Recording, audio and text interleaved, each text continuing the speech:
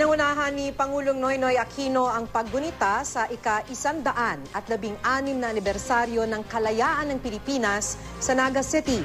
Bahagi ng talumpati ng Pangulo ang iskandalo kaugnay ng pork barrel scam. Makibalita tayo kay Teresa Andrada.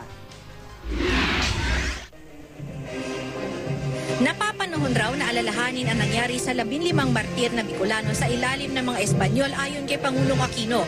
Lalo pat mainit na usapin ngayon ang pork barrel scam. Dinakip, pinaspas ang pagsasakdal at pinaslang sa bagong bayan ang 11 sa 15 martir na Bicolano taong 1897. Ang dalawa naman ipinatapon sa Africa habang ikinulong ang natira pang dalawa.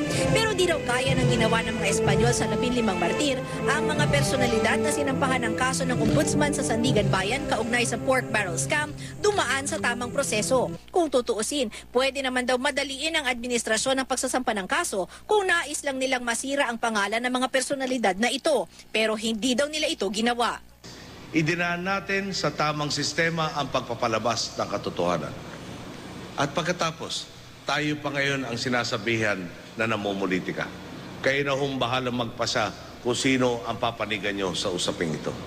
Hindi tinukoy ng Pangulo kung sino ang kanyang pinatatamaan. Pero matatanda ang ilang beses inakusahan ni Senador Jinggoy Estrada ang Aquino administration na politika ang nasa likod ng pagkakasangkot niya sa pork barrel scam. Bago matapos ang kanyang talumpati, isa pang personalidad ang tila pinahagingan ng Pangulo. Pinaalalahanan niya kasi ang mga taga-Naga ng tamang pagpili ng susunod na mga lider ng bansa sa 2016. Dapat raw ang kandidatong pipiliin ipaglalaban ang interes ng mamamayan.